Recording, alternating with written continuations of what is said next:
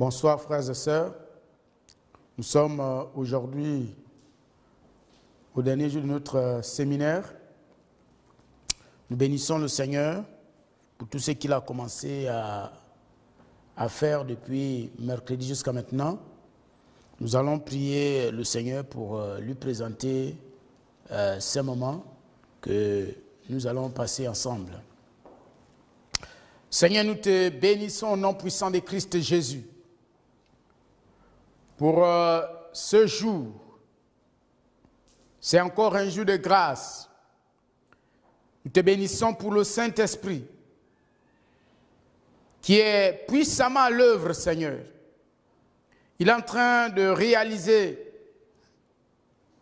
Seigneur, des exploits dans la vie de ton peuple. Et nous ne pouvons que nous réjouir dans le lieu de notre salut. Seigneur, merci pour la suite, pour cette clé que tu es en train de nous donner. La clé de l'action de grâce. Nous réalisons, Seigneur, notre Père et notre Dieu, que c'est vraiment un secret au travers duquel tu opères dans le royaume des cieux. Nous bénissons pour ce que tu feras encore cet après-midi. Béni soit ton nom.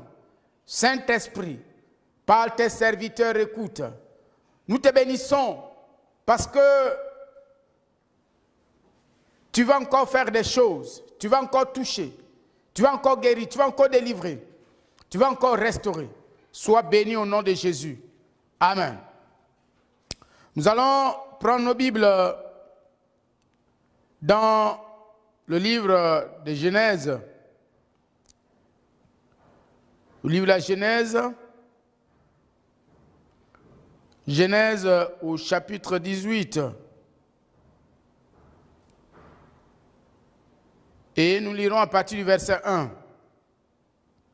Aujourd'hui, nous allons voir comment se fait l'action de grâce.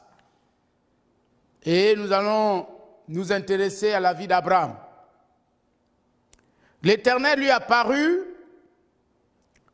parmi les chênes de Mamré, comme il était assis à l'entrée de sa tente, pendant la chaleur du jour. Ça, c'est le premier principe que nous découvrons ici. Le Seigneur est apparu à Abraham à un moment clé de sa vie. On dit pendant la chaleur du jour. Donc, il était midi. Et la Bible parle de midi comme étant la 6e heure. Donc le Seigneur se révèle à Abraham à la 6e heure.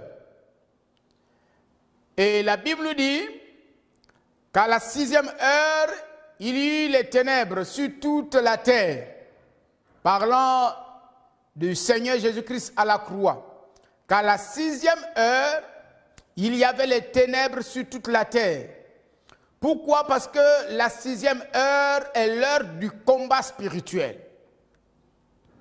Dieu avait prévu donner un fils à son serviteur Abraham. Et Dieu lui fit donc une promesse, celle de lui donner un fils. Mais il s'est trouvé que pendant 24 ans, Abraham est resté dans la tente. Il attendait ce fils-là qui ne venait pas. Et nous sommes donc au paroxysme du combat spirituel. Abraham qui était en lutte.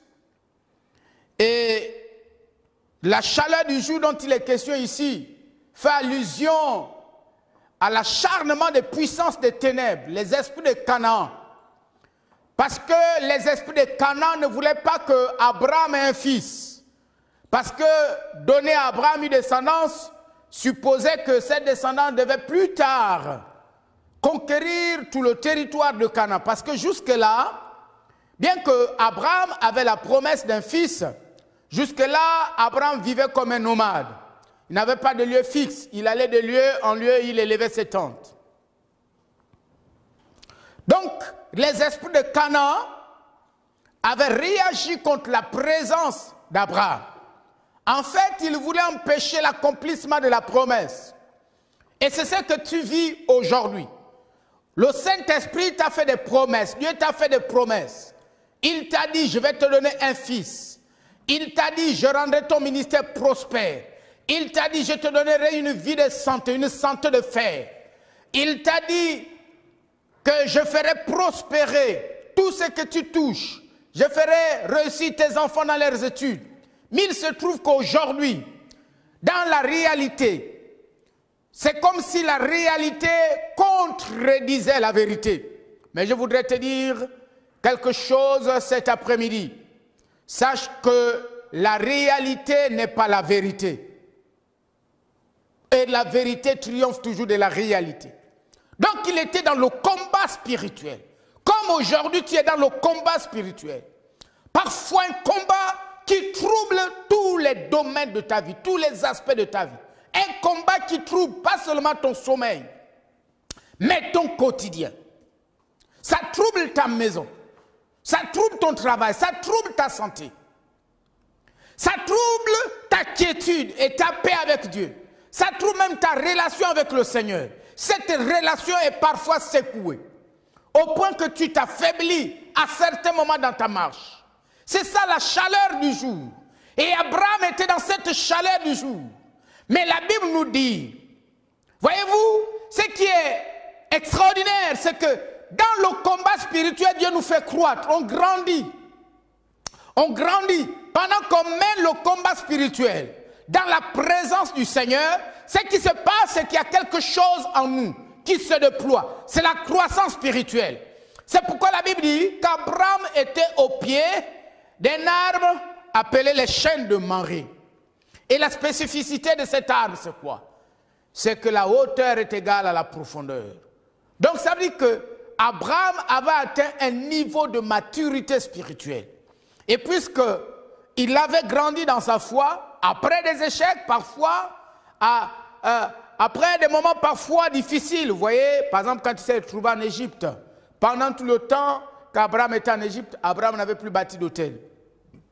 Donc ça veut dire qu'à un moment donné, il s'était spirituellement affaibli. C'est lorsqu'il revient qu'on voit comment Abraham va renouveler les autels, c'est-à-dire sa communion avec le Seigneur. Donc, mais tout ce processus dont nous faisons mention, tout ce processus rentrait vraiment dans la ligne droite de la croissance de l'homme de Dieu, Abraham. Et il y a des grâces que Dieu ne peut te donner qu'après avoir atteint une certaine maturité. Parce que la bénédiction doit être gérée. Quand Dieu nous promet, il veut d'abord faire un travail en nous avant de nous donner ce qu'il veut nous donner. Et c'est ce qui s'est passé pour Abraham. Donc, Dieu se révèle à lui dans la chaleur du jour. Et je te déclare au nom de Jésus que le temps est venu pour toi. Le temps est venu pour toi. Dans cette chaleur du jour que tu traverses, le temps est venu pour toi d'expérimenter la puissance de Dieu. Tu vas vivre une apparition du Seigneur. Il y a les anges qui vont te visiter dans ta maison. Dieu va envoyer une myriade d'anges. Et cette myriade d'anges va faire quelque chose de particulier. Ils vont rentrer en collision. Vous savez, intercéder veut dire rentrer en collision contre. Donc, ces anges vont rentrer en collision contre les princes des ténèbres, les esprits méchants dans les lieux célestes.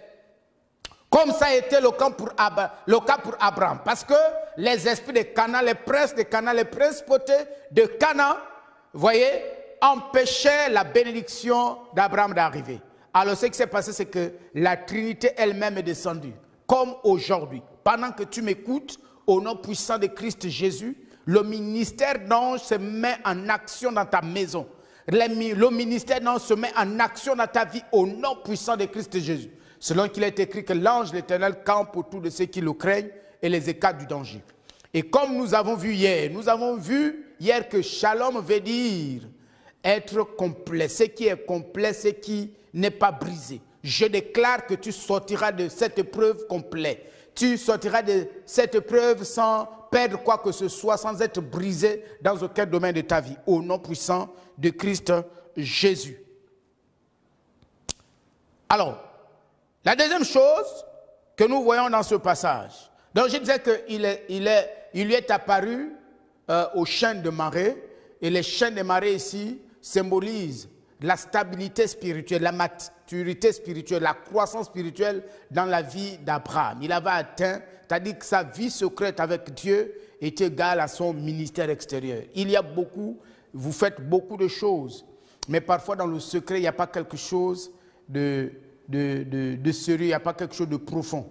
Mais Abraham, c'est lorsqu'Abraham atteint la profondeur que Dieu s'est révélé à lui. Parfois, Dieu veut d'abord que tu atteignes la profondeur dans la communion avec lui, dans la compréhension des principes du royaume avant de te donner la bénédiction. La deuxième chose que nous constatons ici, dans notre passage,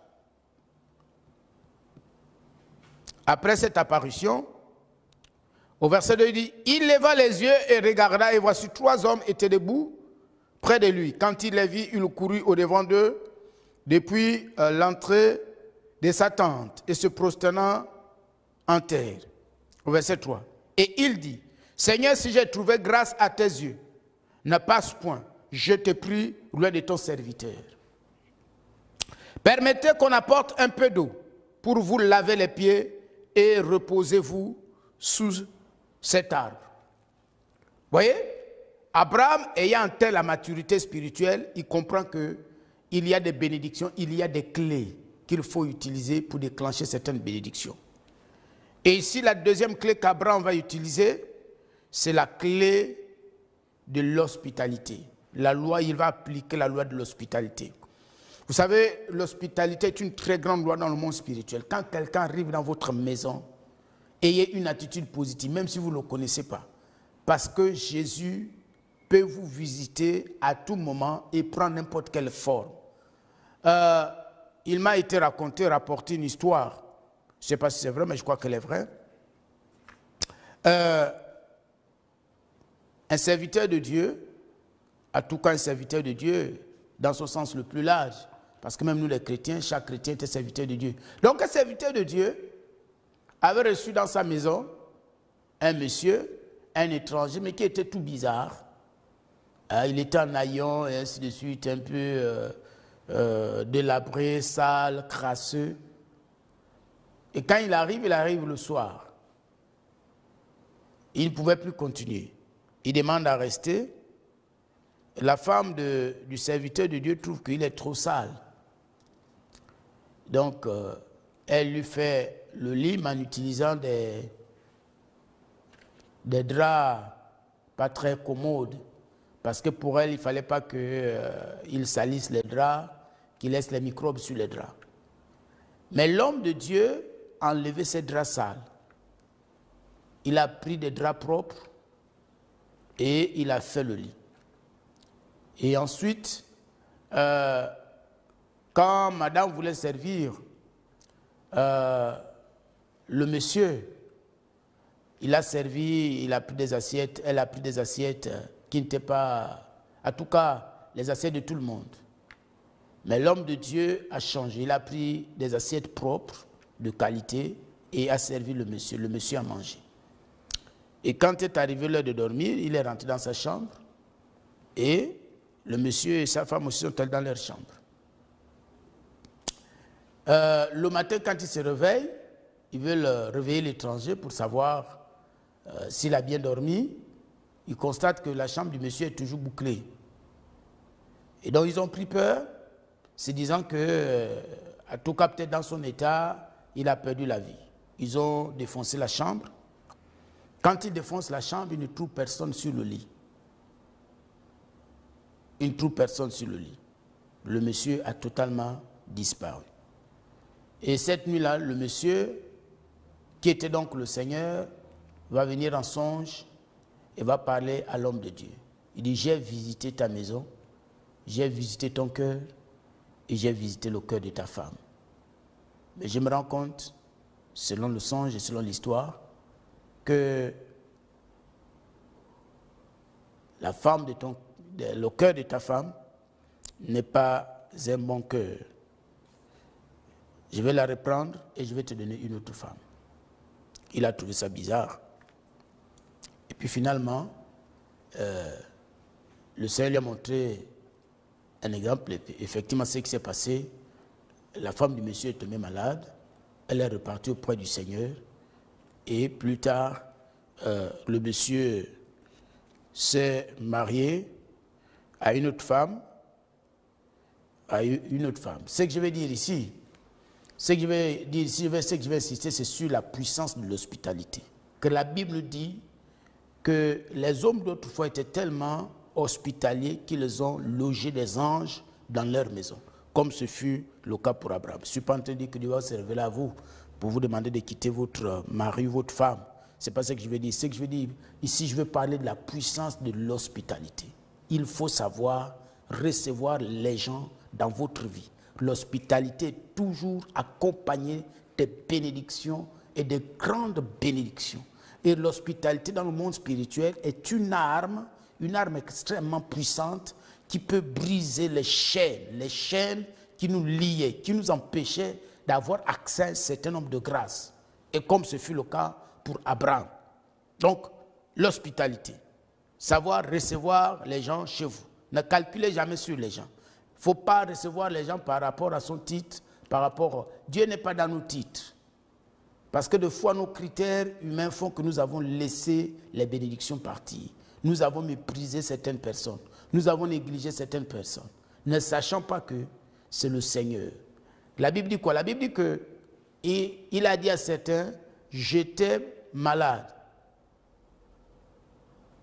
Vous m'avez visité. J'avais faim. Vous m'avez donné à manger. J'avais soif. Vous m'avez donné à boire. J'étais nu. Vous m'avez donné des vêtements. Il dit à chaque fois que vous avez fait cela, à l'un de ces petits, c'est à moi que vous l'avez fait. Donc c'est important.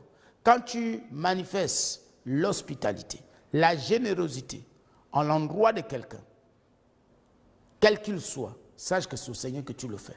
Si tu méprises, ce n'est pas lui que tu as méprisé. C'est le Seigneur lui-même que tu as méprisé. Et le Saint-Esprit ne va pas pardonner ton mépris. Il ne va pardonner que si tu reconnais que ce que j'ai fait là, ce n'est pas bon. Ok. Ça, c'est le premier principe qu'Abraham a appliqué. Le principe de l'hospitalité. Vous voyez comment il dit? Il dit, Seigneur, si j'ai trouvé grâce à tes yeux, ne passe point. Je te prie loin de ton serviteur. Permettez qu'on apporte un peu d'eau pour vous laver les pieds. Et reposez-vous sous cet arbre. Et Abraham lui-même a couru. Or, Abraham était une autorité. C'était un chef, c'était un roi en fait. Mais Abraham a pris la position de serviteur pour servir ces gens. Pourquoi? Parce qu'il avait discerné en eux quelque chose. Il avait vu que ces trois personnes qui sont devant moi sont venues avec quelque chose pour moi. Sachez percevoir la bénédiction dans la vie de quelqu'un. Parfois, on ne voit pas notre bénédiction. Quand quelqu'un vient à nous, parfois, on n'a pas la capacité de percevoir ce qu'il apporte pour nous. Mais Abraham, voyez-vous, il a pu percevoir son fils. Il a vu Isaac entre les mains de ses hommes. Et il n'a pas voulu laisser Isaac partir. C'est ça la grâce. La grâce ici, c'est Isaac. Vous voyez, il a tenu la grâce. Comme il a tenu la grâce, nous allons voir le dernier point. On va aller au verset 7 et 8. Et Abraham courut à son troupeau. D'abord au verset 6. Abraham alla promptement dans sa tente vers Sarah. Et il dit, vite, 3 mesures de fleurs de farine, pétries et fait des gâteaux.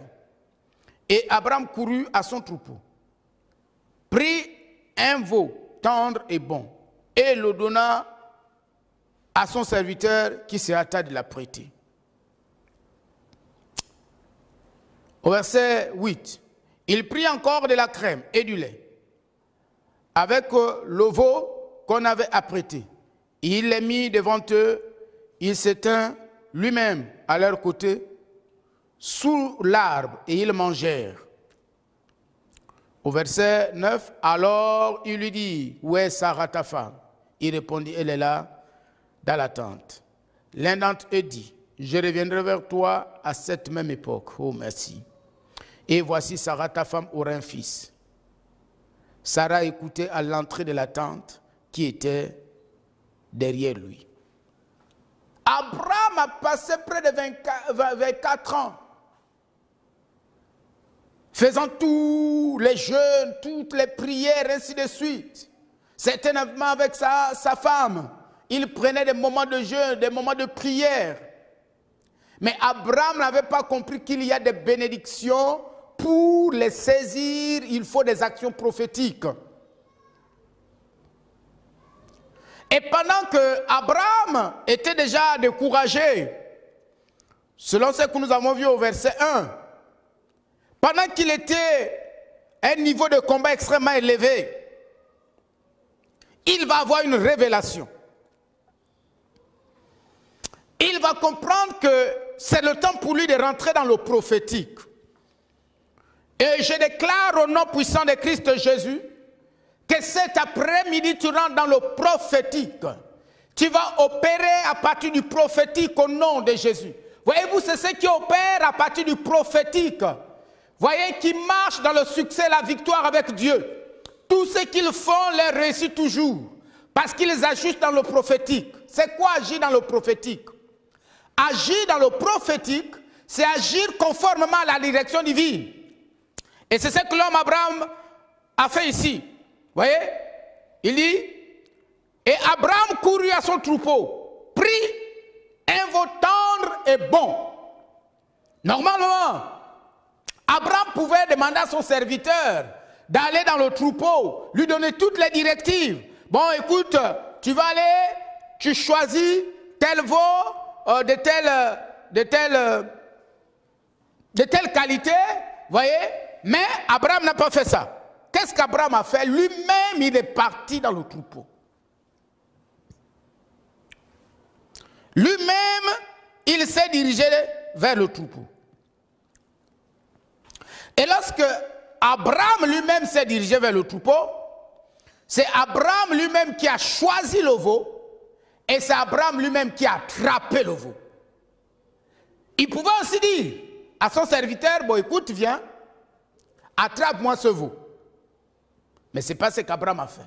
Lui-même, il a attrapé le veau, il est allé dans le troupeau, il a attrapé le veau. Et on nous décrit ce veau, on nous dit qu'il était tendre et bon. Mais il fallait que lui-même l'attrape d'abord. Et après qu'il l'ait attrapé, il a donné à son serviteur. Il dit maintenant, va faire le repas. Qu'est-ce que je vais nous dire ici? Je veux que vous compreniez qu'en réalité, nous sommes là en face d'un scénario d'action de grâce. Quand vous voyez les éléments ici décrits, la crème, vous voyez, le pain pétri, ainsi de suite, ce sont des éléments qui sont descriptifs du sacrifice d'action de grâce. Quand on donnait à Dieu un sacrifice d'action de grâce, on faisait souvent des gâteaux, vous voyez, on utilisait souvent de la crème, comme ce fut le cas ici. Hein, il a pris, il dit, vite, 3 mesures de fleurs de farine pétrie et fait des gâteaux. Vous voyez? Et au verset 8, on dit, il prit encore de la crème et du lait. Donc, tous ces éléments, en fait, sont en train de décrire ce qu'on appelle le sacrifice d'action de grâce. Donc, Abraham en train d'offrir à Dieu un sacrifice d'action de grâce. Un sacrifice d'action de grâce. C'est pourquoi donc, au verset 7, Abraham va prendre. Il va toucher le veau. Parce que c'est important qu'il touche le veau. Parce que la clé était là. C'était là l'élément clé. L'élément clé de sa victoire sur la stérilité. Voilà, se reposer dans cet acte prophétique. Il a touché le veau. Dès qu'Abraham a attrapé le veau, il y a eu transfert de la stérilité. La stérilité d'Abraham, la stérilité, puisque lui en tant que prêtre de la famille, parce que chez les patriarches, le chef de famille était le prêtre de la famille. Et donc, Abraham, en tant que prêtre de la famille, en tant que sacrificateur de la famille, il représentait non seulement lui-même, mais il représentait aussi son épouse. Dès qu'il a attrapé le veau, lui-même, quand il a pris le veau, tendre et bon, à ce moment, il y a eu le transfert. Le transfert de quoi? De la stérilité d'Abraham et la stérilité surtout de son épouse, parce qu'Abraham lui-même n'était pas stérile. Mais la stérilité de son épouse, Sarah, il y a eu transfert de la stérilité sur le veau, sur l'animal. Vous allez certainement me dire, ah mais pasteur, ce que tu dis là, est-ce que c'est bibliquement correct? On va lire Lévitique 3, le verset 1. On dit, lorsque quelqu'un offrira à l'Éternel un sacrifice d'action de grâce, s'il offre du gros bétail, mâle ou femelle, il l'offrira sans défaut. Vous voyez, c'est pourquoi ici, il est précisé que Abraham a pris un veau tendre et bon. Donc, un veau qui n'avait pas de défaut. Le veau d'Abraham n'avait pas de défaut. Pourquoi? Parce que dans le principe d'action de grâce, l'offrande d'action de grâce devait être sans défaut. Allons-y. Devant l'Éternel, il posera sa main sur la tête de la victime qu'il égorgera. Vous voyez, c'est pourquoi Abraham est parti prendre. Or, lorsqu'on attrape l'animal, généralement on attrape les corps, donc la tête. Et donc, quand Abraham a attrapé l'animal, vous voyez, comme ce fut ici, le cas ici, comme il nous a expliqué ici, il posera sa main sur la tête de la victime qu'il égorgera. Abraham a posé la main sur le veau. Dès qu'Abraham a posé la main sur le veau, il y a eu transfert. La stérilité a pris fin. La stérilité de Sarah s'est arrêtée. Totalement arrêtée. Totalement arrêtée. Totalement arrêtée. Dès qu'il a posé cet acte, il a déclaré la victoire sur la stérilité. Il a déclaré le triomphe de la fécondité. Et je déclare au nom de Jésus qu'à partir de ce soir, tu as la victoire sur la stérilité. Tout ce que tu feras produira. Tu seras fécond. À partir d'aujourd'hui, la fécondité est ton partage. La fécondité est ton partage. Au nom de Jésus, tes organes produisent. Tes organes produisent. Ce que tu fais produit. Tes projets produisent. Au nom de Christ Jésus. Donc ça dit, quand tu tiens ton offrande d'action de grâce, quand tu tiens ton offrande de reconnaissance au Seigneur, ce qui se passe, c'est qu'au moment où tu tiens ton offrande, il y a transfert de ta maladie sur l'offrande. Il y a transfert de ta stérilité sur l'offrande. Il y a transfert de ta pauvreté sur l'offrande. Il y a transfert de tes échecs sur l'offrande. Il y a transfert de tes difficultés sur l'offrande. Et dès que tu tiens l'offrande, tu déclares ta victoire sur ce qui te tenait captif. Et je déclare au nom de Jésus que tu es victorieux sur tout ce qui te tenait captif. Comme ça a été le cas pour l'homme de Dieu, Abraham. Pourquoi tu as la victoire? Parce que le veau n'est qu'un symbole. Symbole de l'œuvre de Christ. Christ qui a pris nos maladies, Christ qui a pris nos infirmités, et la Bible déclare que par ses maîtresses, nous avons été guéris, nous avons été victorieux. Et la Bible déclare qu'à la croix, Christ a dépouillé les dominations et les autorités. Donc quand il y a eu ce toucher, il y a transfert. Mais le veau était tendre et bon. Donc voyez-vous, quand vous négligez votre offrande d'action de grâce, en fait vous ne négligez personne, vous vous négligez vous-même. Pourquoi? Parce que votre offrande n'est que le symbole de Jésus. C'est le symbole du sacrifice de Christ. Quand vous attrapez votre offrande, Dieu ne voit pas l'offrande, mais Dieu voit Christ. Mais lorsque vous méprisez l'offrande, vous tombez dans la situation d'Abraham qui a frappé 2 fois le rocher. Et dès qu'il a frappé 2 fois le rocher, Dieu n'a pas pu pardonner à Moïse. Pourquoi? Parce que Christ ne peut pas mourir 2 fois. Or, il a frappé 2 fois le rocher. Et Dieu l'a dit, tu ne peux pas rentrer dans la terre promise. Donc quand tu négliges l'offrande, quand tu n'es pas sérieux sur le sacrifice, c'est un manque de révélation du sacrifice parfait. Ce fils que Dieu a tant aimé qu'il a donné, c'est-à-dire Jésus-Christ. Deuxièmement, l'offrande c'est toi-même. La Bible déclare que nous sommes un sacrifice vivant. Donc quand tu négliges l'offrande d'action de grâce, tu négliges ta propre vie. Tu livres ta propre vie. Et pendant 400 ans, Israël s'est retrouvé esclave en Égypte.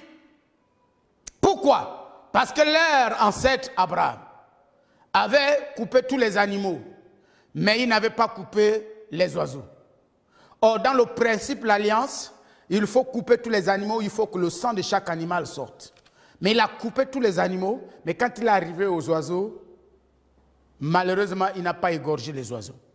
Donc, c'est pour dire que, frères et sœurs, vous voyez, souvent, nous faisons, je sais, il y a beaucoup de chrétiens, souvent nous faisons les actions de grâce à Dieu, des actions de grâce pour tenir la grâce, mais malheureusement, nous le faisons avec mépris. Vous savez, l'action de grâce ou l'offrande, lorsque vous-même vous réalisez sa valeur. Dieu a tellement réalisé la valeur de son fils, Jésus. Son fils Jésus était tellement valeureux que ce qui s'est passé, c'est quoi? Ce qui s'est passé, c'est que, à un moment donné, Dieu ne pouvait pas supporter. Et Jésus est obligé de dire, Père, pourquoi m'as-tu abandonné? Parce qu'il a ressenti la douleur de la valeur de son fils. C'est la même chose dans le principe de l'action de grâce. Et nous voyons donc que dès qu'il l'a fait, Dieu a parlé. Où est Sarah? Abraham n'a pas prié. C'est Dieu qui a parlé. Il ne s'est pas adressé à Abraham. Parce que le problème n'était pas chez Abraham. Il s'est adressé à Sarah. Donc, à l'instant même, le miracle, la fécondité s'est produit. Dieu a parlé. Tu peux faire parler Dieu en ta faveur. Je déclare au nom de Jésus que pendant que tu m'écoutes, aujourd'hui, Dieu parlera en ta faveur. Aujourd'hui, Dieu parlera en ta faveur. Aujourd'hui, Dieu parlera en ta faveur. Aujourd'hui, Dieu parlera en ta faveur au nom puissant de Christ Jésus, comme il a parlé en faveur de Sarah. Regardez, c'est le même principe que Jésus a appliqué. Qu'est-ce que Jésus a fait? La Bible dit que pendant, nous sommes dans Marc, on va terminer, on va conclure par ce passage. Marc 14, le verset 22. Pendant qu'il mangeait, Jésus prit du pain. Jésus a pris le pain de la Sainte Seine, qui symbolisait son corps. Dès que Jésus a pris le pain de la Sainte Seine, qui symbolisait son corps, comme il incarnait toute l'humanité en tant que dernier Adam, au moment où Jésus a pris le pain de la Sainte Seine, il y a eu transfert de tout le péché de l'humanité. Il y a eu transfert de toutes les maladies de l'humanité. Il y a transfert de tous les échecs de l'humanité sur la coupe. Oh Dieu, oh Esprit de Dieu, révèle-nous les mystères cachés du royaume. Dès qu'il a pris la coupe, il y a eu transfert. Dès que tu tiens l'offrande, il y a quelque chose qui se passe. Il y a transfert. C'est pourquoi il va donner la coupe à chaque apôtre. Pendant que chaque apôtre tenait la coupe de la Sainte Seine, chacun transférait sur la coupe. Donc dans le corps de Jésus, toutes ses faiblesses, tous ses manquements, tous ses défauts, oh Dieu! C'est ça le mystère. C'est ça le mystère de l'action de grâce. C'est pourquoi l'action de grâce est l'arme la plus puissante dans le combat spirituel. L'autre chose qui prouve que L'offrande d'Abraham a été une offrande d'action de grâce sur le repas. Parce qu'après l'offrande d'action de grâce, on organisait le repas. C'est pourquoi vous voyez aussi dans le cas de Jésus, Jésus va organiser le repas. Pourquoi? Parce que ce repas qui parlait de sa mort, ça ne parlait pas seulement de la rédemption, mais c'était également un acte d'action de grâce à l'endroit de Dieu qui a accordé le salut aux hommes, qui a accordé la délivrance aux hommes, qui a accordé la guérison aux hommes, qui a accordé la paix aux hommes. Oh Dieu, merci Seigneur, qui a accordé la victoire aux hommes. Tu peux marcher de victoire en victoire, de gloire en gloire. Et je déclare au nom de Jésus, ta vie qui est enchaînée. On avait déclaré que ta destinée restera en prison. Je déclare qu'elle est délivrée au nom de Jésus. Oh,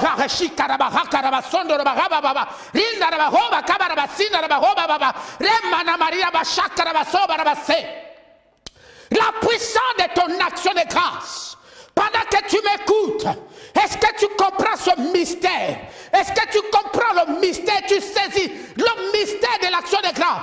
Au moment où Abraham a tenu son offrande, il y a eu transfert. Et après ce transfert, il y a eu célébration. Jésus aussi, dès qu'il a tenu la coupe, il y a eu transfert. C'est pourquoi, frère, Dieu a voulu te communiquer cette clé. Parce que jusque-là, ta vie a tourné en rond. Tu rêvais où tu es toujours. Ta vie tourne en rond. Mais c'est parce que tu n'avais pas cerné et saisi ce mystère. Mais à partir de ce jour, je crois que puisque tu as compris ce mystère, oh merci. Je vois comment, oh mon frère, vous savez, tu dois percevoir ça, tu dois voir ça. Au moment où tu dois, quand tu prends ton offrande, vois que tu as transféré le chômage sur l'offrande. Au moment où tu prends ton offrande d'action de grâce, vois que tu as transféré la stérilité sur l'offrande. Au moment où tu prends ton offrande d'action de grâce, vois que tu as transféré les incompréhensions dans ton foyer, les incompréhensions, les infidélités dans ton ménage. Vois que tu les as transférées dans l'offrande. C'est pourquoi, voyez-vous, Israël célébrait cela avant. Pourquoi? Avant, quand Israël avait un projet, la première chose qu'il faisait avant le projet, c'est l'acte d'action de grâce. Donc, il transférait la situation dans l'offrande d'action de grâce. Et ils affrontaient, ils rentraient dans le projet, plus comme des gens victimes, plus comme des gens esclaves, mais des gens libres. Nous allons bénir le Seigneur. Alors pendant que tu m'écoutes, nous allons prier le Seigneur. Oh, cette année 2020 est une grande année pour toi. Le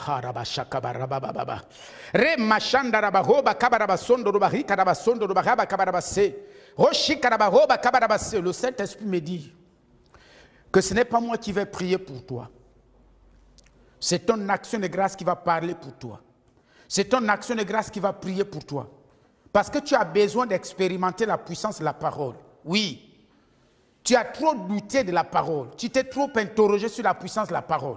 Maintenant, le défi que le Saint-Esprit te lance cet après-midi, c'est que toi-même, pendant que tu es là assis, demande au Saint-Esprit de te révéler le sacrifice. Quel que soit le type de sacrifice que Dieu te révélera, reprends ce sacrifice.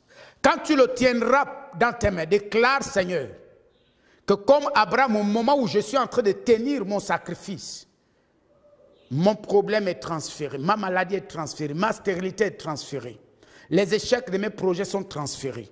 Ma santé maladive est transférée. Maintenant, je marche dans la santé divine. Mes chutes régulières dans ma marche avec Dieu sont transférées. Désormais, je marche dans la victoire de la foi. Le Saint-Esprit me dit que c'est toi qui vas prier pour toi-même. Je vais simplement remercier le Saint-Esprit, le Seigneur pour toi. Pose ta main sur ton cœur. Pose ta main sur ton cœur.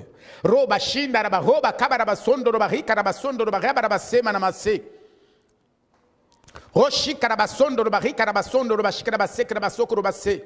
Hallelujah. Rabasinda rabahoba kabarabasondo robashi karabase. Liko robashak karabahi karabahoba kabarabase. Rinda rabahoba kabashi karabasondo robahi barabase. Riba rabasondo robahi karabasoma shabarabase. Seigneur, merci pour ta fidélité. Ce que ta bouche dit, ta main l'accomplit. Au nom de Christ Jésus. Amen. Nous sommes arrivés au terme de notre séminaire. Alors, nous avons besoin de votre soutien. C'est une émission que nous avons commencée en partenariat avec vous. Et nous avons besoin de votre soutien sur tous les plans. Sur le plan spirituel, parce que nous voulons que la parole de Dieu ait de l'impact dans les vies. Mais nous avons aussi besoin de votre soutien sur le plan spirituel. Actuellement, nous sommes en train de bâtir une maison de prière pour les nations. Un cadre où les gens viendront de partout intercéder en faveur du salut des nations, mais un cadre aussi où les gens viendront pour la guérison divine, parce qu'il y aura toutes les structures. Nous avons lancé, vous aurez l'occasion de regarder les images, mais nous avons lancé depuis le mois de juin, nous avons lancé les constructions de cette grande œuvre que le Saint-Esprit nous a révélée. Merci pour votre sensibilité spirituelle, que Dieu vous bénisse et qu'il bénisse vos maisons, au nom de Christ Jésus. Amen. Merci d'avoir été fidèles pendant ces 3 jours. Et nous bénissons le Seigneur pour ce qu'il a fait dans vos vies pendant ces 3 jours. N'oubliez pas toujours de nous renvoyer vos témoignages. Ça va aider quelqu'un aussi quelque part dans le monde. Et c'est pour vous aussi un acte d'action de grâce et de reconnaissance. Nous avons vu que la reconnaissance nous permet de tenir la grâce. Soyez bénis et à dimanche à 9 h.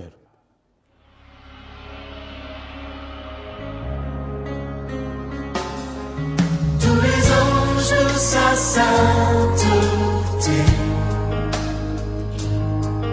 l'univers crie sa majesté, chantons gloire et puissance, force et